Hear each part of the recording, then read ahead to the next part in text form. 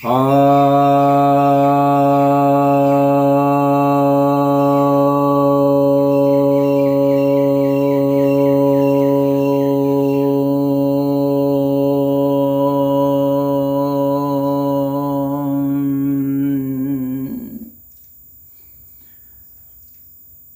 भक्तजनों को सप्रेम नमन।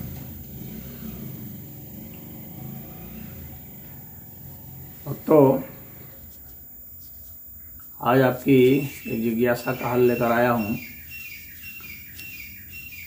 एक जिज्ञासा है कि आईपीसी ने हमें बता दिया है कि हमें क्या करना है और क्या नहीं, तो फिर धर्म ग्रंथ की उपयोगिता क्या है?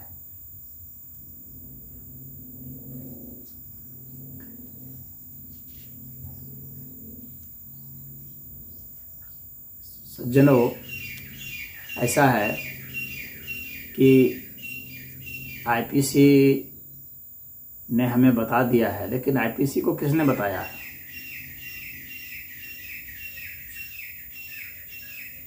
आईपीसी को किसने बता दिया? आईपीसी भाई आखिर तैयार कैसे हुआ? उसके पीछे भी तो कुछ आधार था। जो बातें सीखी गई थी, जैसे हमें चोरी नहीं करनी है, हमें डाका नहीं डालना है, हमें दूसरे को नहीं मारना है,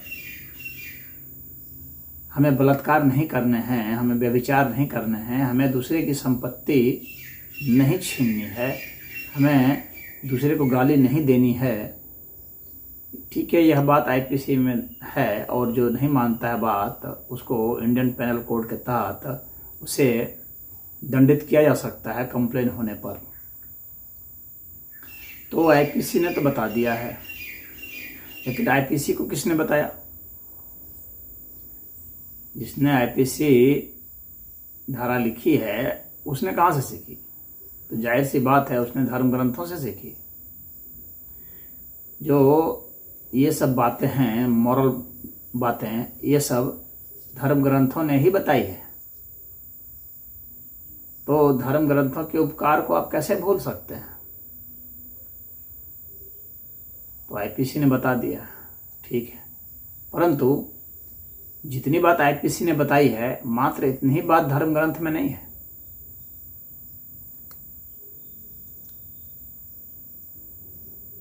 और जो बोलते हैं उसके लिए क्या है? उसके लिए सिर्फ दंड का विधान है आईपीसी में, लेकिन उसके बावजूद भी वह वही करता है। फिर क्या करोगे? चोरी नहीं करनी चाहिए, फिर भी चोरी कर रहा है। वो आईपीसी की धारा को जानता है, फिर भी चोरी कर रहा है। तो चोरी नहीं करे, धर्म ग्रंथों में सिर्फ उपदेश नहीं है कि आपको चोरी नहीं करनी चाहिए।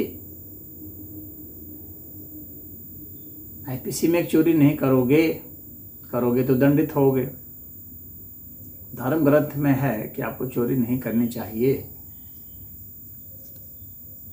और चोरी नहीं हम करें, इसके लिए हमारे पास जो पर्याप्त जो मॉरल है वह कहाँ से आएगा?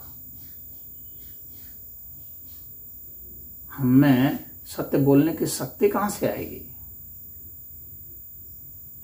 धर्म ग्रंथ का अध्ययन उसके लिए भी किया जाता है, क्योंकि वहाँ यह बताया जाता है कि आप किस नियम को फॉलो करेंगे, क्या पालन करेंगे, कौन से तप करेंगे, कौन से व्रत करेंगे, कौन से प्राणायाम करेंगे, कौन से ध्यान करेंगे, कौन सी साधना करेंगे, जिसके कारण आप में वह शक्ति आएगी कि आप सत्य बोलने का साहस जुटा पाएंगे, आप प्रसन्न रह पाएंगे, आप दुख से मुक्त हो पाएंगे। यह सब भी तो बताया गया है।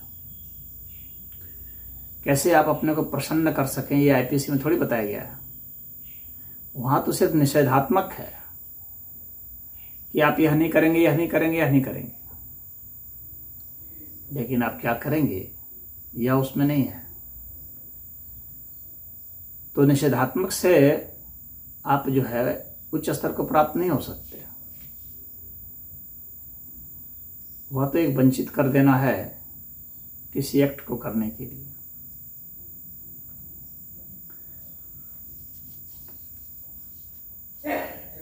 क्या करना चाहिए और क्या नहीं करना चाहिए, इसका धर्म ग्रंथों में स्पष्ट वर्णन है। और किस आधार पर करना चाहिए, किस आधार पर नहीं करना चाहिए, इसका भी वर्णन है। और कैसी शक्ति आप में आ जाएगी, क्या आप करेंगे, उसका भी वर्णन है। साधना का भी वर्णन है। तो इन सब चीज़ों के लिए धर्म ग्रंथ का अध्ययन करते हैं। आईपीसी में है कि ठीक है, आपको नहीं मारना चाहिए दूसरे को, लेकिन फर्ज कीजिए कि आपके घर में कोई आके मारपीट कर रहा है, तो आप हाथ पर हाथ थोड़ी बैठे रहेंगे। आपके घर में आके आपकी बहन बेटियों का बलात्कार कर रहा है, तो आप हाथ पर हाथ धर के बैठे रहेंगे नहीं। या आप पुलिस के भरोसे रहेंगे कि पुलिस आएगी ले जाएगी, कि आप सिर्फ पुलिस को कंप्लेन करेंगे। तो त्वरित एक्शन वहाँ पर क्या हो सकता है, इसका निर्णय आप किस आधार पर लेते हैं? न्याय के आधार पर लेते हैं। और वह क्षमता कहाँ से आती है? वह क्षमता जिस जगह से आती है वह धर्म ग्रंथ ने ही बताई है। प्राकृतिक न्याय क्या है, यह धर्म ग्रंथ बताता है। और वह किसी सरकार का मोहताज नहीं है।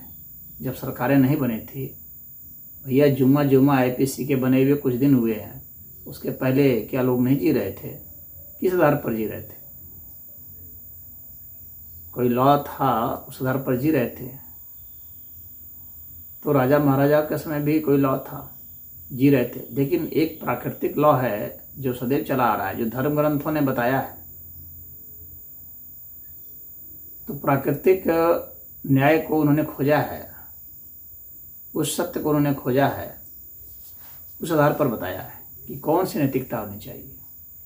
हम माँ को माँ समझें, उसको उसके हिसाब से बर्ताव करें, यह आईपीसी में थोड़ी लिखा गया है। हम बहन के साथ कैसे बर्ताव करें, यह आईपीसी में थोड़ी लिखा गया है। पिता के साथ क्या बर्ताव करें, पुत्र के साथ क्या बर्ताव करें, यह थोड़ी लिखा गया है। हमारे जैसे जैसे रिश्ते होते हैं उसके हिसाब से भी बर्ताव होता है। वह कहाँ लिखा गया है? वह धर्म ग्रंथों में लिखा गया है। हमें उसको भी जानना है, तभी हम बर्ताव कर सकेंगे। मित्र के साथ कैसा बर्ताव होना चाहिए, परिस्थितियाँ विपरीत हो जाती हैं तो उस वक्त व्यक्ति को क्या करना चाहिए, ये आईपीसी में थोड़ी लिखा है। मनुष्य के सारे कोड ऑफ कंडक्ट जो हैं, किस तरह से व्यवहार करना चाहिए, ये धर्म ग्रंथों में है, आईपीसी में नहीं है।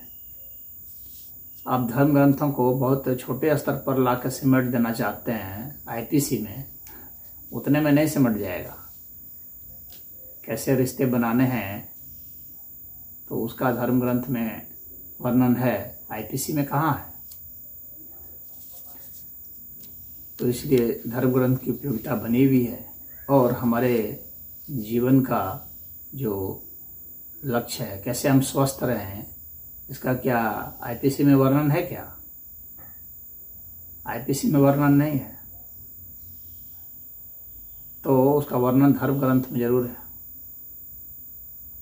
हमारे मनोवैज्ञानिक कारण क्या हैं अस्वस्थ होने के, और उससे हम कैसे मुक्त हो जाएं, कैसे हम दूर करें, इसका वर्णन धर्म ग्रंथ में है।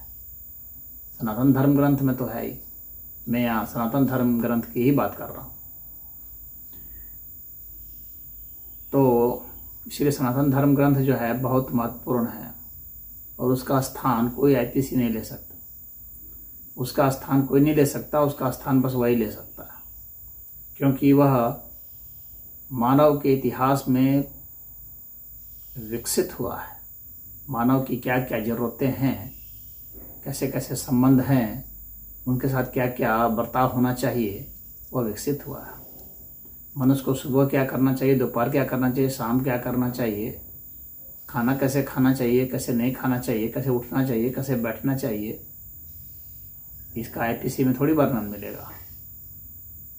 यह सब धर्म ग्रंथ में वर्णन है। कितने समय तक क्या करेंगे तो उससे क्या परिणाम दुष्परिणाम होगा, क्या खाएंगे पिएंगे इसका क्या दुष्परिणाम होगा, इसका वर्णन धर्म ग्रंथ में है। तो धर्म ग्रंथ का विस्तार से अध्ययन करना सबका दायित्व है, तभी वह सम्यक जीवन जी सकता है उसके अनुसार आचरण करके। तो हमारे आचरण का सम्यक ज्ञान धर्मशास्त्र में है, इसीलिए उसका अध्ययन करना ही पड़ेगा और आईपीसी से नहीं होगा। धर्म ग्रंथ की उपयोगिता अभी भी बनी हुई है, आगे भी बनी रहेगी। ऐसा नहीं है कि वह सेट ऑफ कर्म कांड जो हैं, रिचुअल्स हैं, ऐसा नहीं है, सेट ऑफ रिचुअल्स नहीं है। सिर्फ धर्म ग्रंथ में मनुष्य के उपयोग की ही चीज़ें बताई गई हैं। अन्य प्राणियों के साथ कैसा व्यवहार करेंगे यह भी उसी में वर्णन है। तो पूरा का पूरा जीवन जो है वह उसका वर्णन है। इसीलिए कहा जाता है सनातन धर्म को कि वे ऑफ लाइफ है। वे ऑफ लाइफ है सिर्फ जबान से बोल देने से नहीं होता है, समझना पड़ेगा वे ऑफ लाइफ क्या है। मतलब खाना पीना उठना बैठना जो कुछ भी हम करते हैं उन सबके पीछे सही तथ्य और चीज़ क्या होनी चाहिए इसका वर्णन है। सोचना समझना, भावनाएं कैसी हों, किस तरह से हों, उन सबका नियामक जो है वो धर्मशास्त्र ही है। तो इसलिए उनकी उपयोगिता भी बनी है और बनी भी रहेगी। ओम।